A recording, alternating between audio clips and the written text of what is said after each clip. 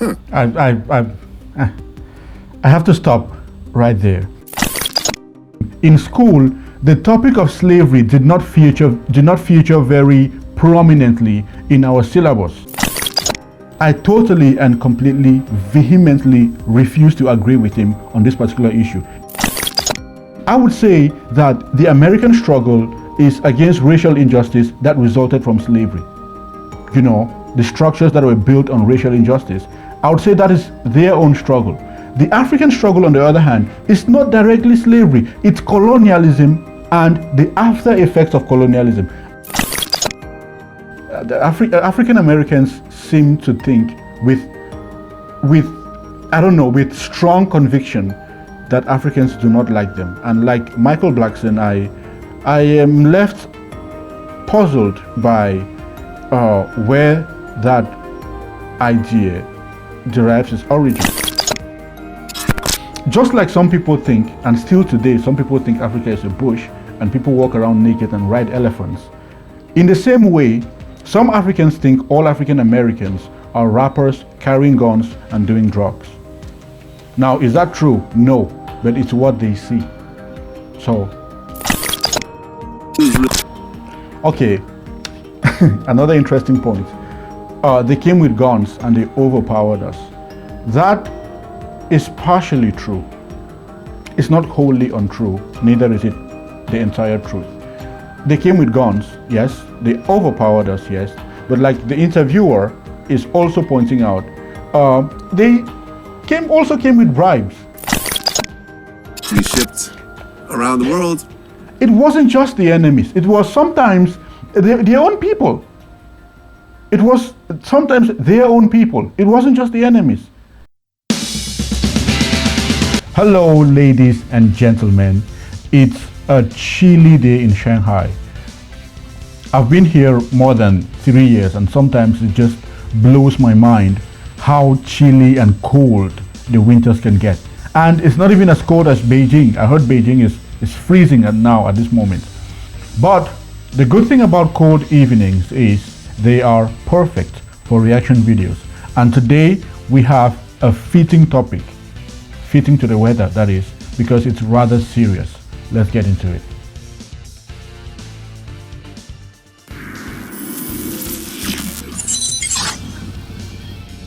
Well, I had Akon on my show a bunch of times. Me and him go way back. And one of the things that he said that got people a little bit riled up was that he said in Africa, people don't really think about slavery, whereas in America, they do. How is slavery really looked at out there? Well, in Senegal, we've kind of overcome the thought of slavery. We don't even think about it. The only time we think about it, honestly, is when we're doing tours that go to Island. You know, outside of that, people have lived and moved and way beyond the slavery concept and idea and mind state. And a lot of people got really upset. And this has always been sort of like the African, Black American kind of conflict that in 2023 is still around. But what is your take when you hear statements like that? Yes, man. I 100%, agree to some of that. And I think what happened back in a lot of countries in Africa were all colonized by different countries. Okay. Ghana, Nigeria, most of those English-speaking countries were colonized by England. Yeah. You know, Senegal was France. Yada, yada. Yada, yada. All right, so when they colonized those countries, you know, I guess when slavery was set up over, they try to like cover it up to me. In my opinion, you know, I've been going home and doing a lot of research. Mind you, you know, I'm from there. I was born in Africa. I was born in West Africa, where they came and they took my people and made them slaves and through the, you know, that whole process. Yeah. But I didn't know much about slavery till I came to America. So why? Why they didn't teach me this in the 3rd grade and 4th grade? In Africa. In Africa. Why was it being covered up? Why are they trying to make things like, and that's the big problem. Oh, so you think that's what's happening? You think that Africans actually are trying to cover up slavery themselves? Well, no, I think they were brainwashed by their colonizers. I have to stop right there. It's very interesting that the question was about slavery. and the interviewer, I don't know who he is, seems to be making the point that it looks as though Africans do not constantly look back on slavery and think about the effects of slavery, the harsh realities of slavery, as frequently as African Americans do. And that in itself, that statement in itself, in my experience, in my opinion, is true. Growing up, we never ever had serious conversations about slavery. We never had like real, well-designed and conscious conversations about slavery. In fact, like he said, and I agree with him, in school, the topic of slavery did not feature very prominently in our syllabus. In fact, I remember that we only mentioned, like when you look at our curriculum, I remember being in Form 5, that is my 5th year in secondary school. I don't know what the equivalent would be in the US. And that is, I think, if I remember correctly, that is when we started covering the topic of slavery. And we covered it like on a surface level. We talked mostly about the origin of the slave trade, why it came about. So we understood that the Europeans at the time were looking for cheap labor.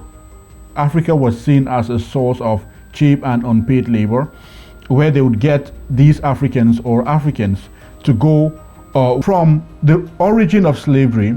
We touched briefly on the transatlantic slave trade and how it operated, how slaves were taken from Africa to South America, North America, and how that circle, that triangle, kept feeding into each other at each point. So we touched on that. We touched on the slave trade, the nature of the transatlantic slave trade. But the core of most of what we studied was on the abolition of slave trade, how slave trade later became abolished. The long and short of it all is we studied slavery. We did not study slavery as we should have. And this is why I say so.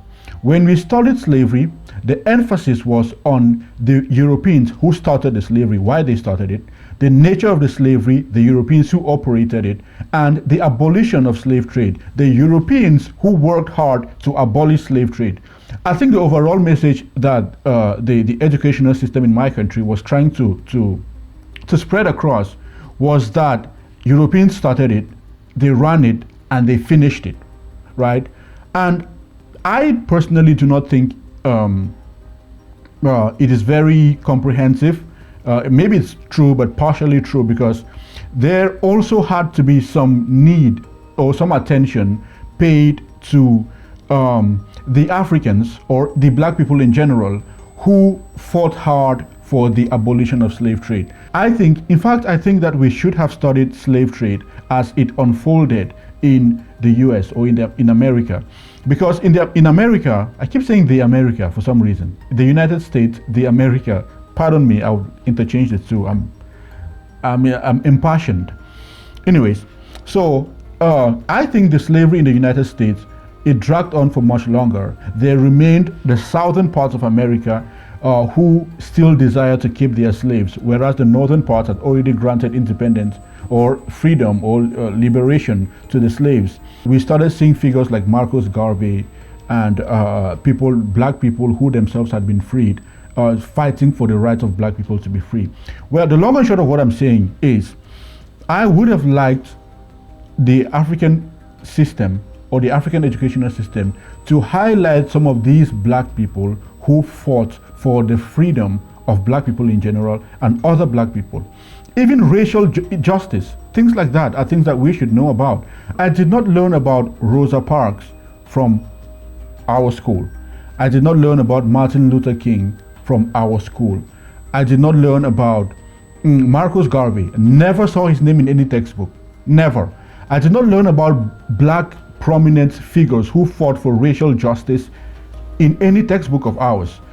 If I was to be educated based solely on the information in our textbooks, I would think that slavery was completely what the white man started, ran it and finished it.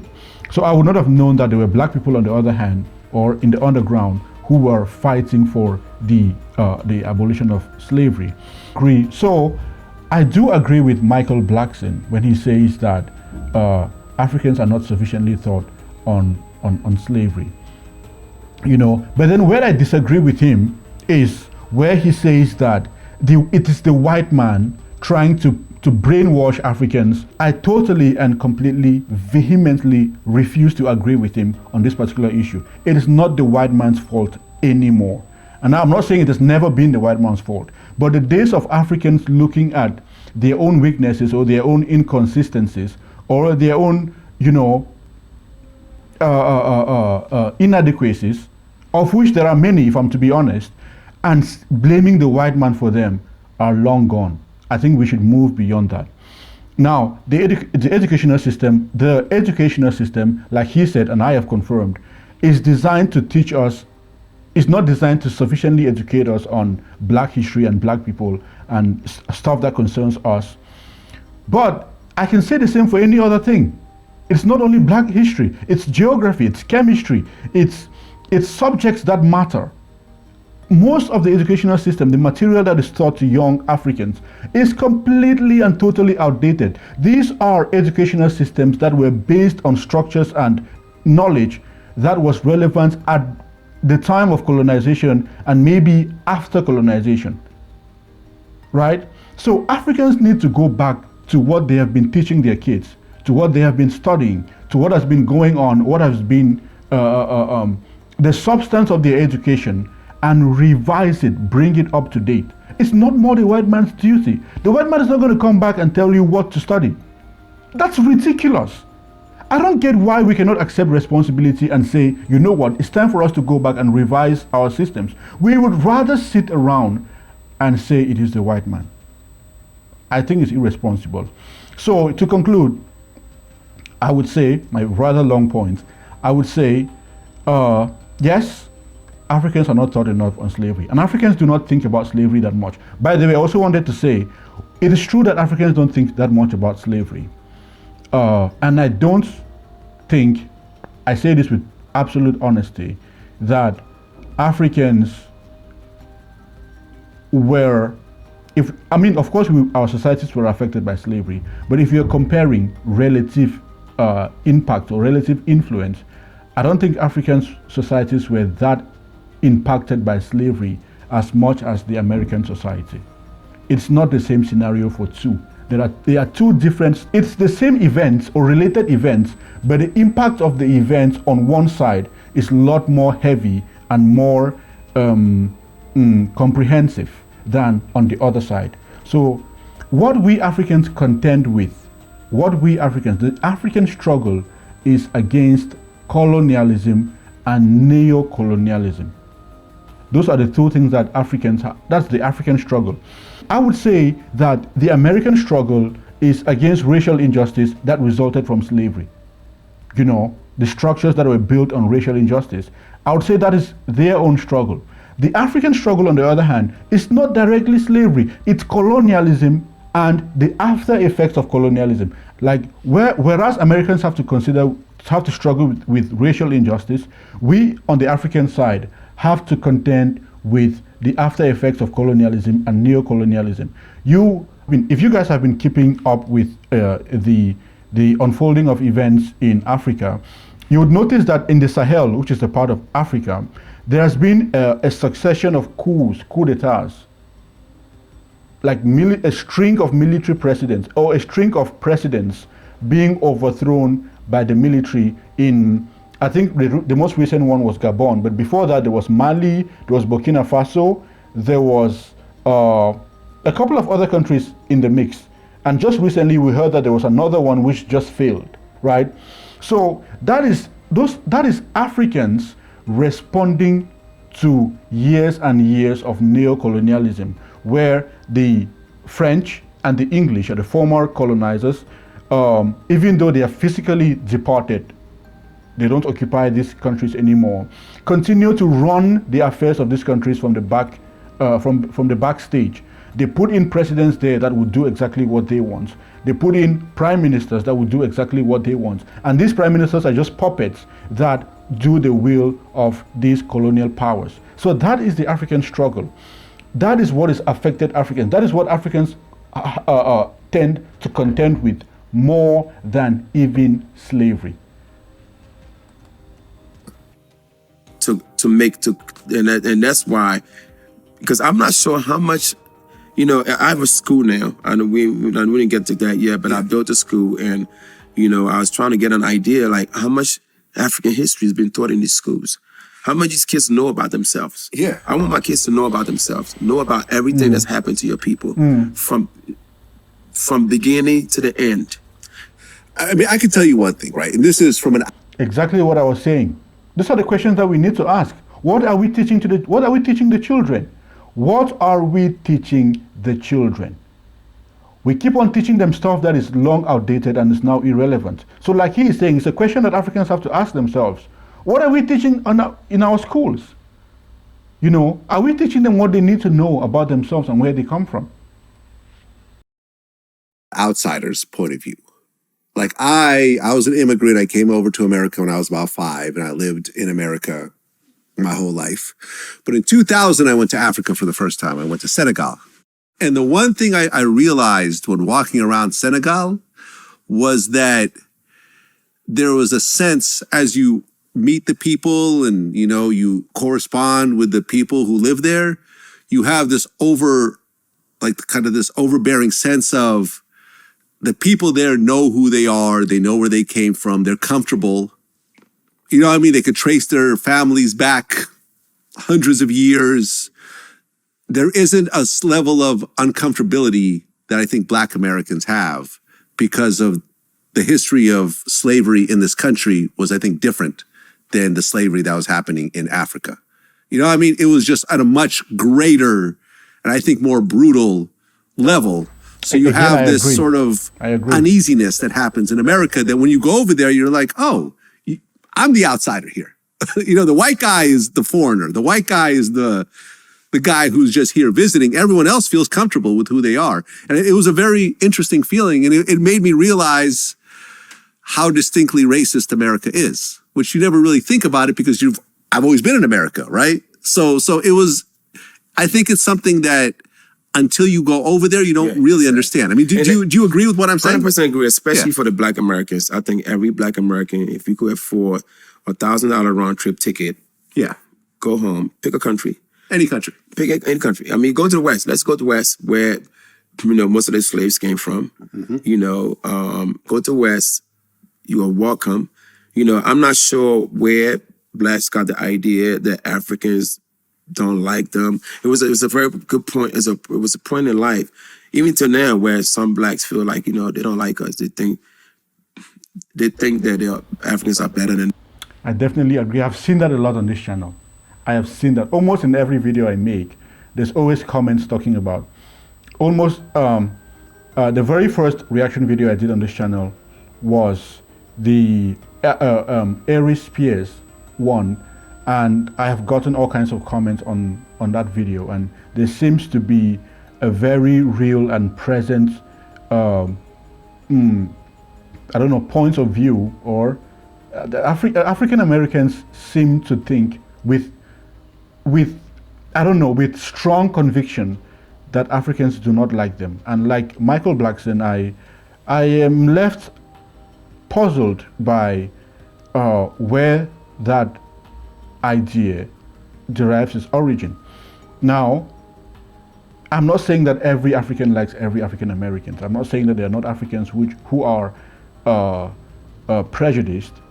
I would say that if I were to guess randomly, I would say that hip hop probably explains some of it. The hip hop, because most African Americans are seen with the lens of hip hop culture, which say what you want. Actually, I like hip hop, to be honest. I like the play of words. That as somebody who is, you know, literary inclined, someone who did literature and history, I like the play of words in the hip hop music. But then you cannot also argue that there is, you know, you can point out a problem with the lifestyle and the messaging of hip hop.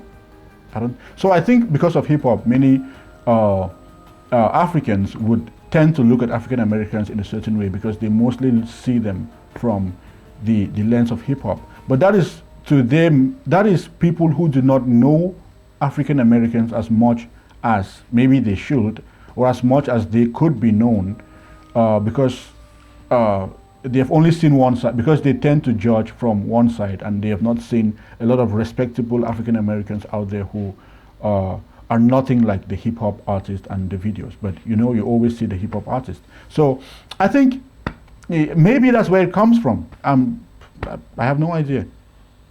And them or whatever.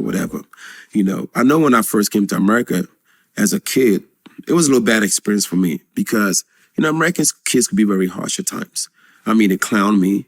You know, I had an accent. I was darker than most of them. And it's sad for because all the black kids knew was Africa was just a bush. Everybody working around naked because that's what they saw. Yeah. Exactly what I was saying, right? Just like some people think, okay, let me put it this way. Just like some people think, and still today, some people think Africa is a bush and people walk around naked and ride elephants. In the same way, some Africans think all African Americans are rappers, carrying guns, and doing drugs. Now, is that true? No, but it's what they see. So maybe that helps explain a little, possibly. Yeah.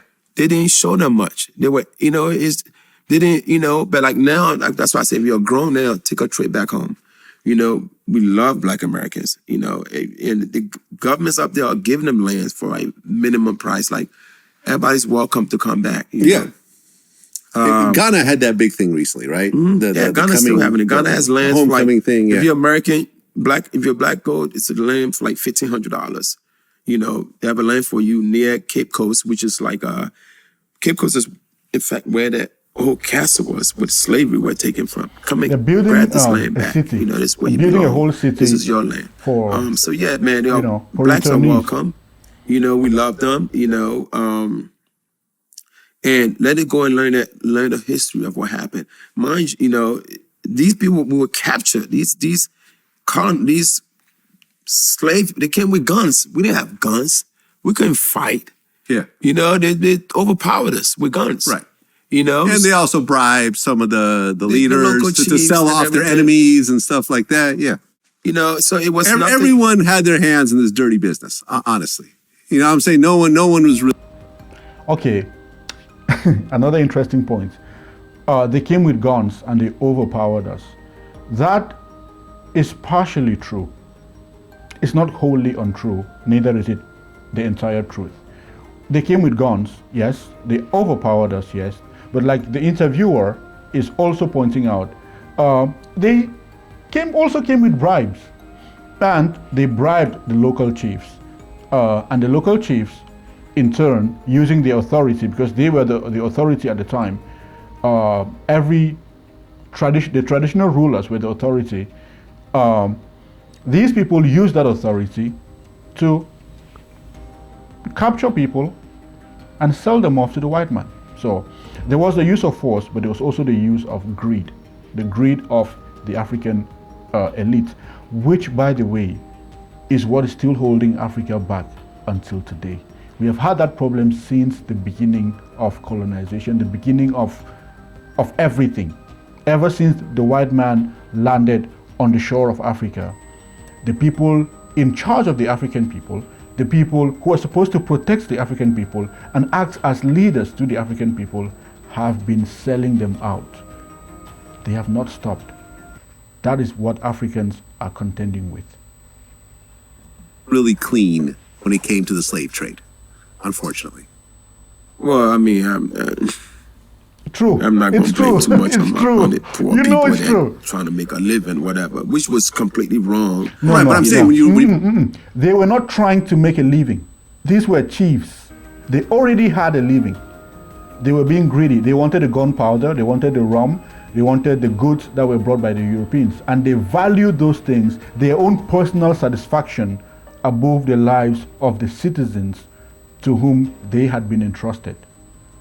It's Africa's problem It's always been Africa's problem, leadership.